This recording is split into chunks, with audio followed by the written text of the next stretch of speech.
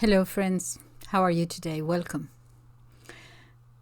A few days ago there were some reports about UNESCO saying or actively involved in removing relics of saints from the Orthodox Church from Ukraine to be distributed throughout some European countries and also to the Vatican. In other words, relics UNESCO held for their safekeeping should be sent abroad. We know that a few months ago we had reports that the Orthodox Church in this country, the Ukraine, was being attacked or was being it was under pressure, let me put it this way. And we saw videos of monks being arrested and the wealth, as it were, of the church being transferred to the other Ukrainian Orthodox Church. Don't know very much about it, but it seems as if throughout the centuries the Orthodox Church in the Ukraine was part of the Russian Orthodox Church, I think they call it. I don't know very much about this, but just to put things in perspective. They were under the Moscow patriarch, I think. And then there was an issue there. I can understand a political issue with another church called very similarly the Orthodox Church of the Ukraine, something like that, which wanted, as it were, independence from the Orthodox Church being part of the Russian Orthodox Church. So this could be a religious issue or a political issue, whatever, but there are two churches there. And there was always a little bit of an issue, and we know that Pompeo, for example, in the United States, was very much for the Orthodox Church being separate from the Russian Orthodox Church. So there was a political issue going on there. But anyway, 2 months ago, the traditional centuries-old association with the Russian Orthodox Church, that church was being under attack. We don't know all the details. We just know that happened. We saw, as I said, the videos of monks being arrested and so on, and the wealth being transferred to this other church. Now we have UNESCO saying that the relics of this, the traditional church, were going to be distributed. They were being shipped for their safekeeping to these other countries in the West. Well, my first question was, why to different countries in the West? Why not ask the Greek Orthodox Church to hold them for safekeeping if that was the issue? It would seem to me more natural. And especially since UNESCO was saying that they're going to be held in these other countries, these Western countries, in museums.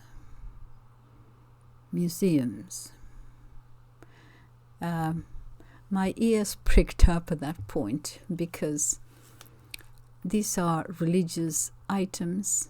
I don't know what they have to do in museums. It's a completely different thing, yes. Especially UNESCO, because UNESCO, you remember that decades ago, when in Catholic countries especially, cathedrals needed funds, monies for the upkeep of these cathedrals, UNESCO, through the European Union and other organizations, intervened saying, yes, we'll give you the money, but there is no free lunch.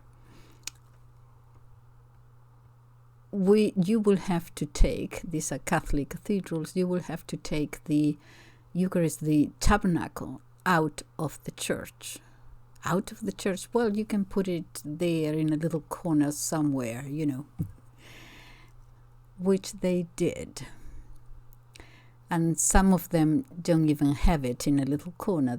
Some of them hold it in the sacristy and so on. The whole meaning of the cathedral being changed from being a religious place of worship, and through these means turning it into a museum. So from then on, you could go into this church, into this beautiful cathedral, and treat it as a museum. You could come and go and leave and talk and look at this and look at that, a museum.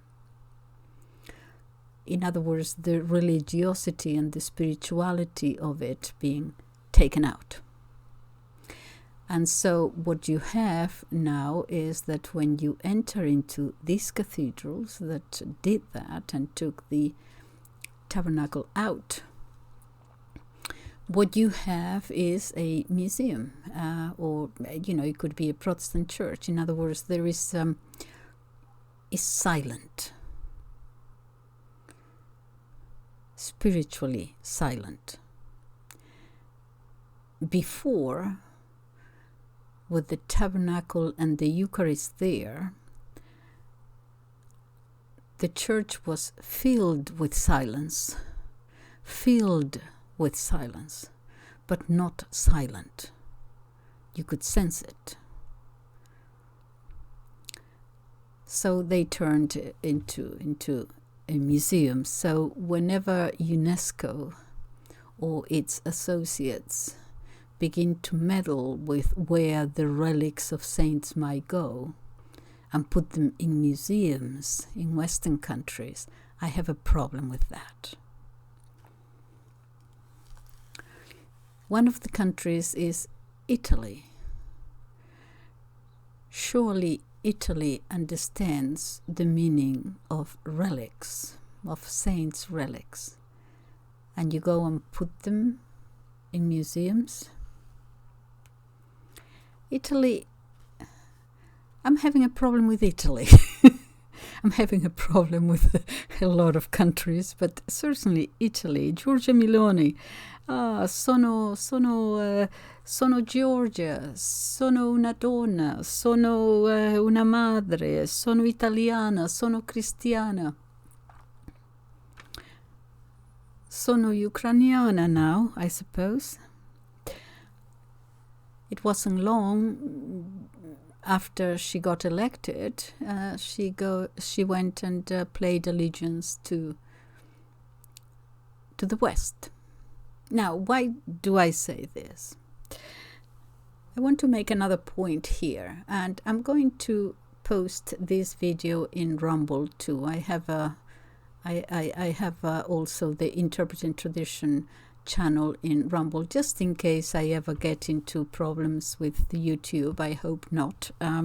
But one is not always certain of what one is allowed to say or not to say, and I don't know. I don't want them to bring me down, so it will be in Rumble too. But this is the issue. You see, I don't, and I think I made a video on this. I do not understand how some politicians, some Western leaders, do not connect the dots between woke, what is happening in our societies, let's call it that, for shorthand, and the geopolitical war that we are all not experiencing, or indirectly experiencing perhaps, or certainly watching. I don't know whether it makes sense to you, this connection, but it makes sense to me, you see. I see it as all these societal problems that we are having as a means of confusion, of division, and so on. If you want to break down a country, bring it down, this is the way to do it from the inside. But I don't think that that is the ultimate objective. I think this is a means to an end. And the ultimate objective, it seems to me, it makes sense to me, is the global governance elite and so on.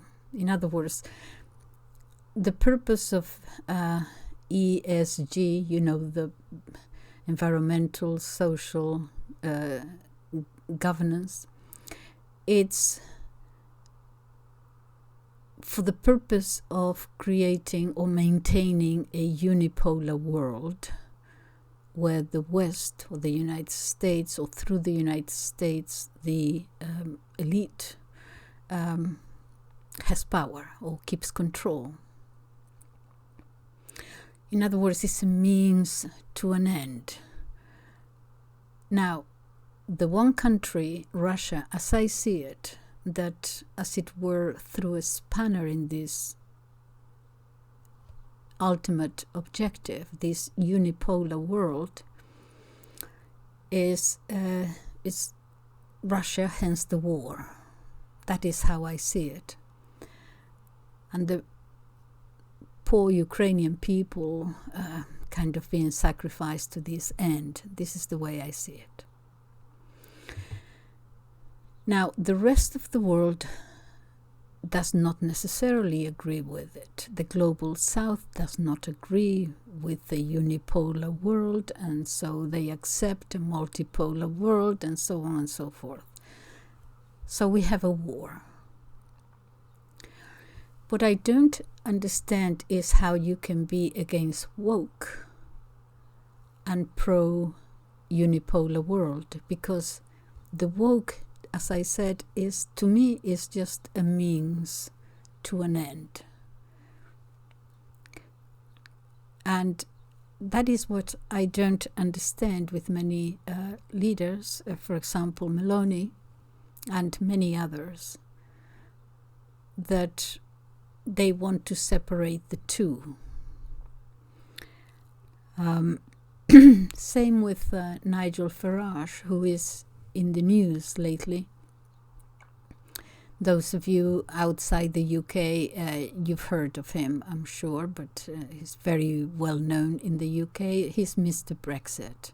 He spent 25, 30 years trying to get the UK out of the European Union. You know the rest of the story. He, after the Brexit Party, won the European elections. He created in England the Reform Party, and then he left. And he said that probably I can understand it. He had enough of politics, and so he wanted to do something else. And he is very much a media person now. He has his program on GB News, and he just got an award for the best media correspondent or something like that of the year, something like that. Anyway, so he is obviously connected with politics, but not directly as the leader of a political party. He formed, from the Brexit Party, he formed the Reform Party. And I told you in another video a few months ago that I actually applied to be a candidate for the Reform Party in my area. And I told you about the interviews and so on. Anyway, I was accepted. But it was very, very soon after that I had to tell them that I was no longer interested. I had seen a change in policy, a change in direction, a change in something that I couldn't put my finger on, but I knew that something had changed. And part of that was my listening to Nigel Farage and saying something has happened here. I couldn't put my finger on what it was exactly, but I felt deeply that he had changed, or his ultimate goals had changed, or his reasons had changed, or something, but it was not, to me, the same man with the same objectives. Of course, he continued to fight against illegal immigration and so on, but something I could sense there had changed. And now, of late, about 2 or 3 days ago, he was very much on the news because his bank, the bank that he has had an account for the last 30 years, called him up and told him that they were closing his accounts, his personal account and his business account. And he asked why, and he said, "You'll receive a letter," and so on. They never gave him an explanation. And so while he's dealing with that, he said that he was choosing not to disclose the bank at that particular point. That was different. But in any case, he could have had his reasons, but he was applying to other banks, and he applied to 6 or 7 banks, and they all refused to have to hold his accounts there. And so the question is why and why not, and so on, what is happening. And I have a question mark at the end of this, and that is that we do not know the whole story yet. I think there is something in the background that we haven't been told. I think there are forces working behind all this, and there is a reason for all this. I cannot prove anything, obviously, but I'm not 100% sure that poor old Nigel Farage has had his bank accounts closed because he's such an evil man. I don't think so. I think there is something in the background here. We will eventually perhaps get to know the reason why. But this is not the only one. There are going to be some elections in Spain too in July, I believe, and there is a party there that I don't necessarily want to talk about Spanish politics or anything. I won't even mention the political party, but it's also sort of similar to the Giorgia Meloni party, and indeed she came very many times to speak, in their meetings and so on. So they have very good relations, and again we see the same thing: anti-woke but pro unilateral world. And I don't understand. It might make sense to you. It doesn't make sense to me. I just see the two things very much connected. And this particular party in Spain, they got Giorgia Meloni to come and speak, even before she got elected, very good friends. Also the Prime Minister of Poland, well, we know where Poland stands in the war and so on. So again, what is going on here? I can't quite understand how they failed to see the connection between the two. In any case, just to follow this, just to end up this short video again, please follow the story of the Orthodox Church and what is happening there. I think the Orthodox Church is under attack, as the Catholic Church had been. And this is what is going on. Thank you very much for listening. Bye-bye.